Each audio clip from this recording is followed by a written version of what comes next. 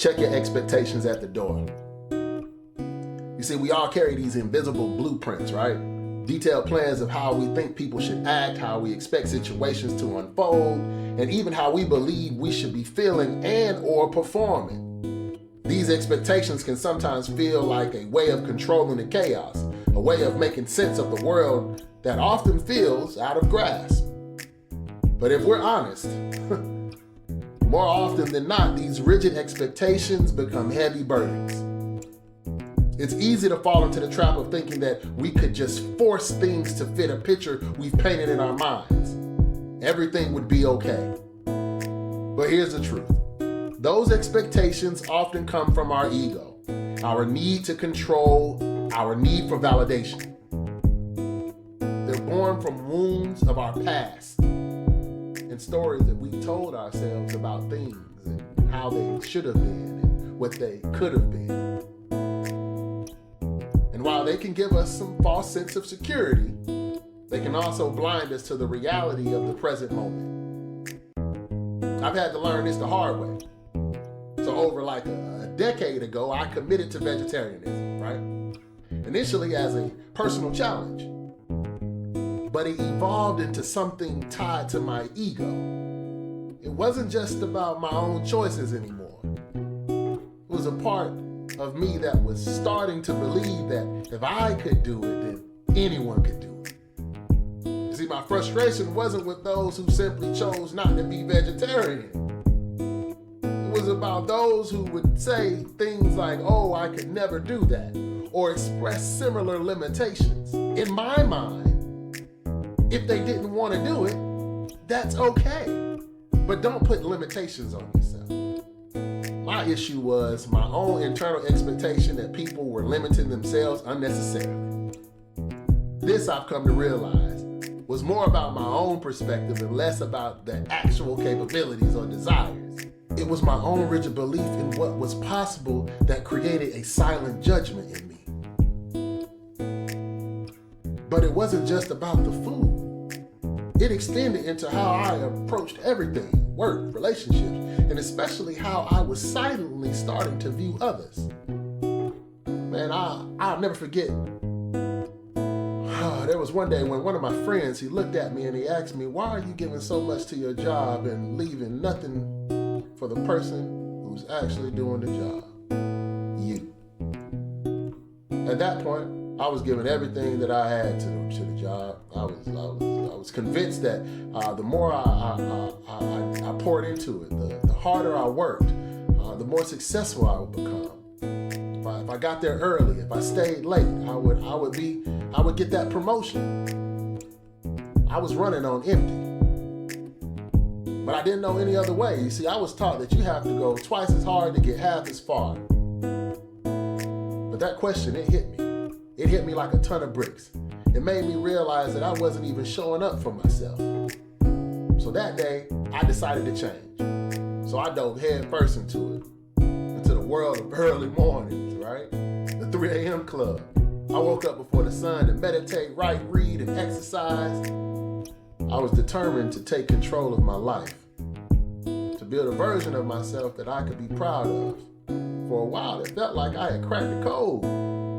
Hell, I cracked the code to self-mastery. I was doing it all. The 2-a-day workouts, 1 in the morning, 1 in the evening, meditation, journaling, all of it. Personal growth. I was living like I was on some sort of mission to prove my worth. I was waking up before most people even thought about getting out of bed. Reminds me of this social media, man. Social media love the grind. I became the grind guy, right? I thought this was what success looked like, or at least how to get there. But soon enough, frustration started to bubble up. I started to get annoyed with people. It wasn't just with my own exhaustion, it was with people around me. And sadly, I started to get annoyed with my students. They come in tired, struggling to focus, and I just couldn't understand why they didn't have the same drive that I did. Here I was, waking up at 3 a.m., pushing myself to the limit, and they weren't even meeting my expectation. I thought to myself, why can't they just get up and do what I do? See, the problem was I wasn't seeing them for who they truly were. I wasn't considering their own struggles, their personal histories, or the challenges they faced outside the classroom. I had projected my own journey onto them, holding them to a standard I hadn't bothered to understand or acknowledge. I wasn't meeting them where they were. I was judging them based on my own narrow lens. You see, these anecdotes weren't just about food or fitness. It extended into everything. It extended into my work. It extended into my relationships. It extended into how I even viewed myself. See, my expectations were so tied to this idea of what I should be doing, what others should be doing, and what success should look like. And in reality, when it didn't align with that, I found myself frustrated. I found myself resentful.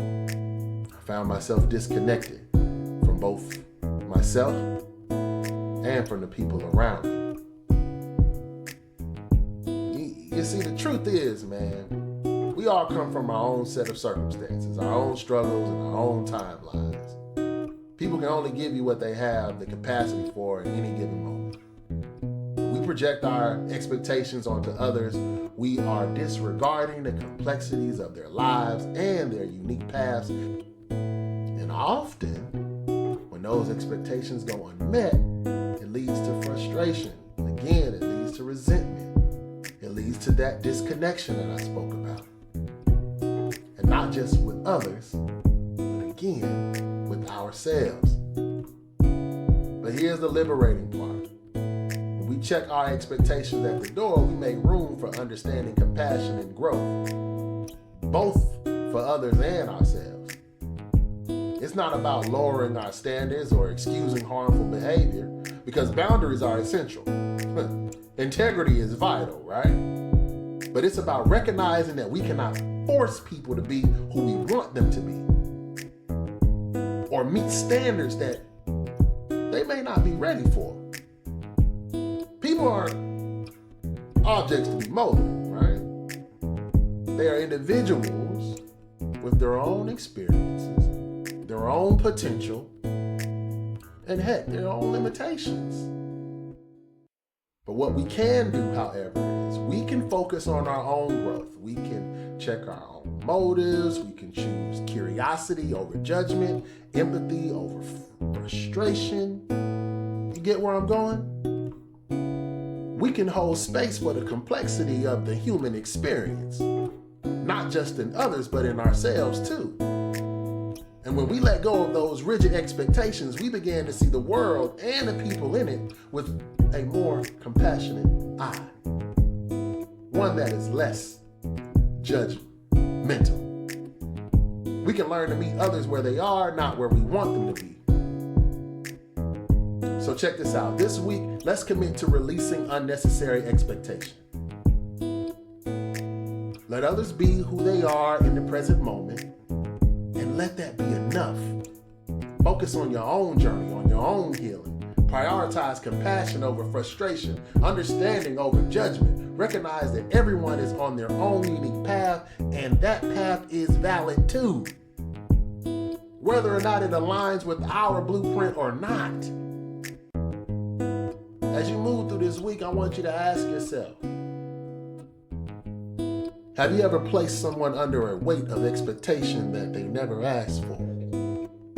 Have you ever projected your own blueprint of what should be onto someone who simply cannot meet it? Let's take a moment to reflect on that. The key to liberation, after all, is realizing that the only blueprint that we can control is our own. So I'm going to leave you all with this. The most radical thing that you can do is to let go of expectations that limit you. When you release the weight of what others should be doing, you allow them to show up as they are, and you give yourself the freedom to show up as you are. Enjoy your week.